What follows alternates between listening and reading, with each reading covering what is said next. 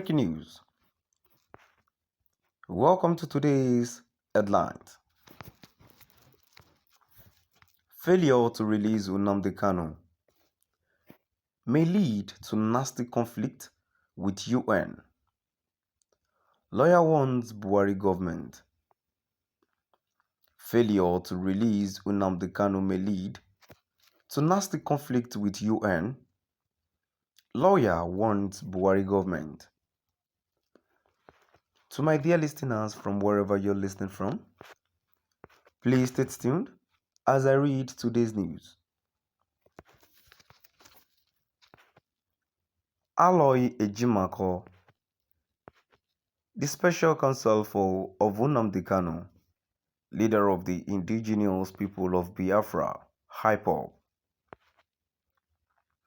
has urged the Nigerian government to honor the call by the United Nations Human Rights Council Working Group on arbitrary detention to release the Biafra agitator.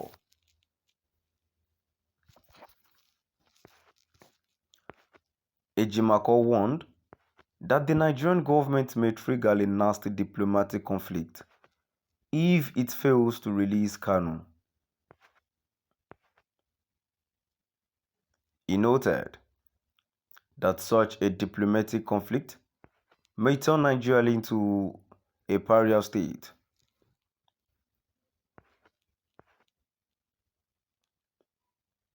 The UN group indicted both the Nigerian and the Kenyan government for the arrest and extraordinary rendition, torture and continued detention of Kanu without due process.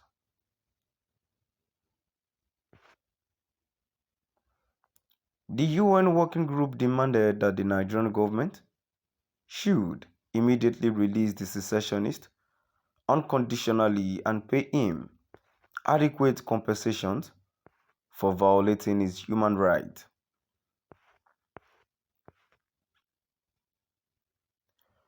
Reacting, Ejimakor stressed that the decision of the UN working group is binding on Nigeria. A statement is signed reads, "The United Nations Working Group on Arbitrary Detention is a quasi-judicial body that has a subsisting legal mandate of the United Nations to consider and adjudicate human rights petitions against member nations of the UN. Its rulings or decisions, diplomatically called opinions, such as was recently issued in favor of Mazi Nnamdi Kanu, are legally binding on Nigeria on myriad grounds, including the fact that the decision is based on the International Covenant on Civil and Political Rights and the Universal Declaration of Human Rights, both of which Nigeria ratified several decades ago.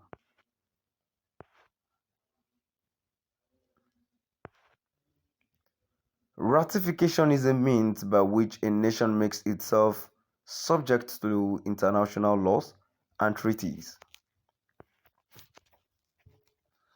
and by the provisions of Section 12 of the Nigerian Constitution and a plethora of decisions by the Supreme Court of Nigeria. Ratification makes Nigerians subject to whatever it ratified. It needs to be made clear that the UN Working Group is an integral arm of the United Nations Human Rights Council, which has the broader UN mandate to determine human rights issues emanating from member nations of the UN. It goes without saying, therefore, that as a member of the United Nations, Nigeria is subject to decisions issuing from these UN bodies.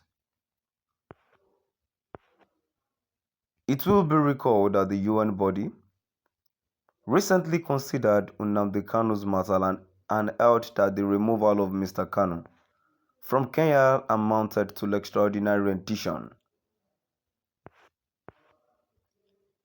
In clarification, the body further held that Mr. Kanu's arrest and transfer to Nigeria lacked a legal basis and due process of law in violation of Article 9 of the Universal Declaration of Human Rights and Article 9 of the Covenant. In its conclusions, the UN body held that the appropriate remedy would be for the government of Nigeria to release Mr. Kanu immediately and accord him an enforceable right to compensation in accordance with international law. Without more, Nigeria is duty-bound to implement this decision in its letters and spirit, and it is expected to do so promptly and to, within 6 months, file a formal report of its implementation with the United Nations. Unarguably, failing to implement this decision would mean that Nigeria is thumping its nose at the United Nations and unwittingly triggering a nasty diplomatic conflict that could make it a pariah state.